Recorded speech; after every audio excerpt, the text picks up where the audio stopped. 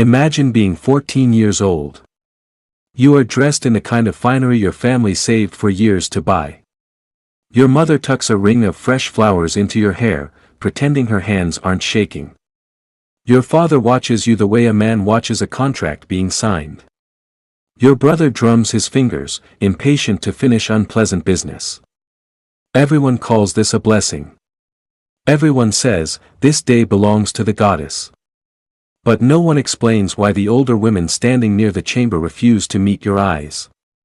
Before the sun sets, a stranger will decide what your body is worth. And this is still the merciful part. The temple gates gleam like gold in the afternoon light. The ziggurat rises above you like a ladder carved into the sky. Up close, it doesn't smell like heaven. It smells of incense, boiled barley, and smoke. Priests move like shadows. Slaves lug baskets heavy with offerings. And somewhere inside, behind low, perfume-soaked curtains, a ritual waits for you. A priest places a rope crown into your hands. Another writes your name on a clay tablet. And on the altar, you notice a single silver coin resting there, as if waiting for someone. In a few minutes, you will understand why your parents brought you here. In a few minutes, you will understand why the temple doors lock from the inside. You will learn that this ritual has nothing to do with devotion, and everything to do with ownership. This isn't a myth. This was Babylon. A system so normalized that ancient writers described it without flinching, and so disturbing that modern historians still argue over whether the truth is too dark to accept. By the time the first stranger approaches the girl beneath the ziggurat's shadow, you will understand the real purpose of Babylon's most sacred ritual, and why the world tried to forget it. If hidden horrors of the past fascinate you, subscribe to Grim History. Hit the like button. And once you reach the moment that unsettles you most, tell me where you're watching from. Let's begin. Her name is Beltane. And this is where her story truly begins. Picture yourself as Beltane, standing at the threshold of Ishtar's temple. There are other girls like you, some older, some younger. Some appear composed, others look like they wish to melt into the tile floor. They hand you a thin cord. It is coiled, soft, braided from plant fiber. A crown for the holy, the woman beside you says. They place it around your head. It feels less like a halo and more like a noose that tightens rather than glows. You smile because everyone else is smiling. You do what is expected. You are offered barley cakes and a cup of sweet beer. You bow. You learn the hymns, your voice sounding small against the chant. Herodotus described it bluntly: women seated, rope crowns pressed tight, men choosing them as they passed. Scholars still argue whether he misunderstood the custom. But the tablets? The clay tablets don't argue. They list names. They list payments: silver, grain, oil. They were written to count. But here is what no historian will tell you: this is where the story stops looking sacred and starts looking transactional. Beltane learns the business quickly. First, the training. Music, dance, perfume. She learns the specific way of lowering a look so it becomes an invitation instead of a refusal. A woman named Iltani, her mentor, shows her how to roll a cosmetic stone over her face to bring a lasting sheen of oil. A boy with ink-stained fingers marks her name on a small clay tablet. Qadištu, he murmurs. It sounds as if that word is both a title and a trap. The priests explain the theology in patient, soothing voices.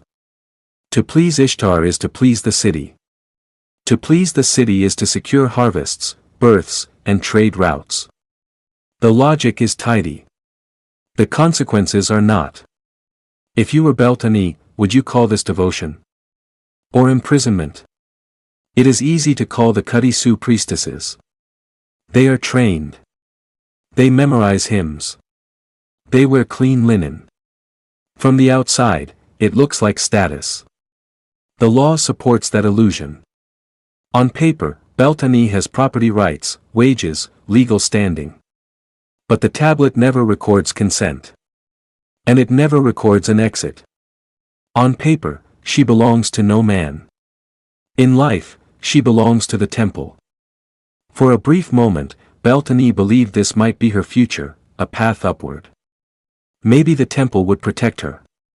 But that hope died quickly. Because paper is only part of the story. What happens next is the part even the tablets avoid describing.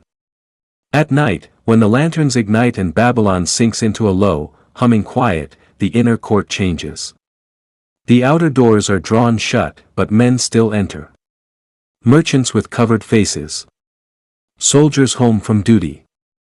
Travelers carrying silver or cloth from distant roads. They do not linger. They pay, and priests guide them behind low curtains where the qadištu wait. Coins pass from hand to hand. Names are recorded.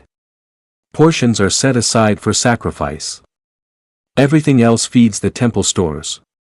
This is where devotion becomes routine. Beltane watches an older woman leave the enclosure. She moves carefully, practiced, with a coin resting in her lap and a gaze trained not to settle anywhere too long. No one shames her. The city respects her for having served. And yet, her life has already narrowed. She will not marry as other women do. She will not raise children inside a household that belongs to her. Her future has been shaped quietly, without a single spoken sentence. Some call this a position. Others call it survival. Beltane calls it order. Her days are not chosen, they are assigned. Bells wake her. Rations decide her meals. Names spoken by priests decide when she serves. No one threatens her. No one restrains her with chains. Still, nothing belongs to her time. A woman who cannot leave is not staying by choice. At night, lying on her narrow mat, Beltane thinks of the smell of wet barley, of her mother's hands smoothing her hair. She wonders how long perfume can hide exhaustion. Then comes the night of her own initiation. The inner court doors close. Rugs are laid out. Girls add just their hair while chants rise, old and insistent. Something shifts behind a curtain. The air tightens. One more name will be taken. One more entry added. A priest murmurs words she barely hears. Incense fills her lungs. A coin waits somewhere beyond her sight. A narrow rope path marks the ground, guiding where she must sit. A man will choose. The fabric parts. It falls shut behind a stranger. The rope crown digs into her palms as she grips it, suddenly aware of its meaning. Once it touches your hair, the temple claims more of you than your family ever could. Footsteps cross the tiled floor. Sandals scraping against clay. The man is not cruel. He is ordinary, following a custom older than either of them. He hesitates. Then. The silver falls. It lands in Beltane's lap with a sound too small for what it seals. The priest exhales. The scribe presses a mark into clay. The coin does not need to be large. It only needs to be given.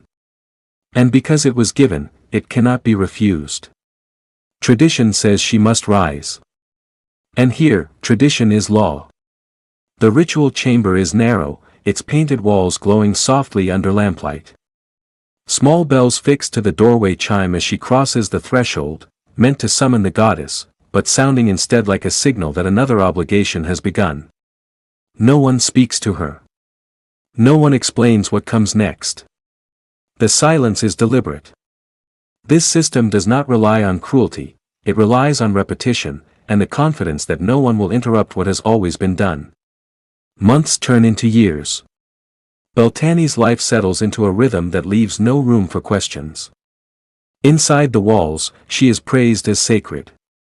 Outside, she is spoken of in lower voices. She moves between reverence and use without ever fully belonging to either world. Then, near harvest season, a new marking appears on the temple calendar. The sacred marriage approaches. This is a ritual meant to bind the land's prosperity to divine favor. The public will see hymns, flowers, and processions. But inside the temple, preparations are made with cold precision. And for the first time, Beltani's name is called for the high rite. A bowl of scented oil is placed in her hands. Her hair is arranged intricately. The rope crown is just.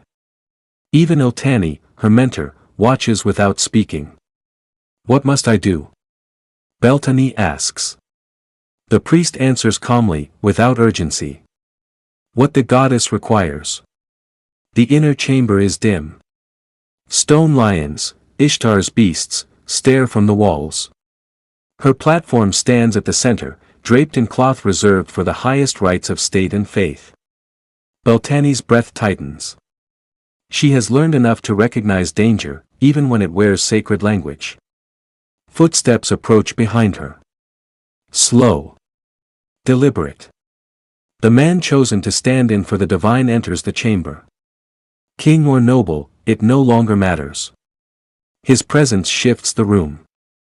Beltani keeps her eyes lowered, just as she was taught. The priests circle them. The chant deepens. The chamber seems to close in, walls pressing closer than before. Then a voice speaks. Calm. Certain. Final. Tonight you serve the goddess in body and in symbol. The land depends on this. The city depends on this. It is a sentence so old it sounds unquestionable. A sentence that leaves no room for refusal. Beltani lowers her eyes, and the ritual begins. What happens next was never written down. The temple did not record details meant to be sealed. Only fragments survive, hymns that speak of a prepared bed, verses praising union and fertility. But everything in Beltani's life shifts after that night. The next morning, the high priestess embraces her, not with warmth, but with approval. A scribe adds a mark beside her name on a tablet she cannot read. You have seen the heart of the temple, Iltani whispers. And the temple has seen you. No explanation follows. None is needed. Once certain thresholds are crossed, there is no return. Then.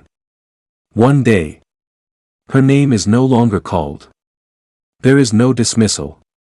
No ceremony. No farewell. Her entries in the tablets thin, then stop completely. This is how the qadištu disappear. Not through violence, not through scandal, but through quiet erasure. The records show small notations, duties fulfilled, offerings prepared, festivals served. And then, nothing.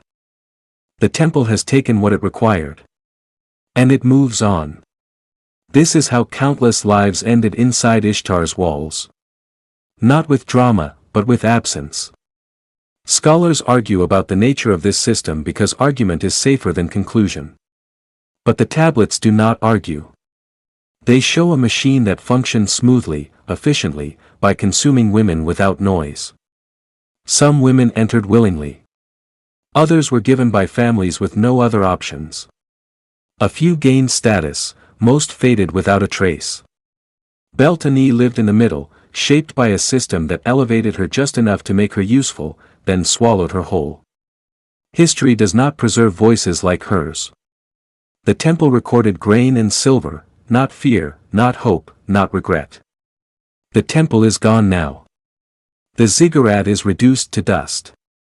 The chant is silenced, and the stone lions are broken beneath the sand. But the questions remain. What did Beltani believe in the end? Did she still trust the goddess? Did she hope for escape? Or did she learn to stop hoping at all? History will never answer. The tablets do not record longing. They record transactions. And that is how Beltani remains, a name briefly pressed into clay. A life consumed by a system that called itself sacred. And a reminder that even the brightest temples can cast the darkest shadows. If you want to pay tribute to Beltani, and to the countless women history only counted but never remembered, leave her name in the comments.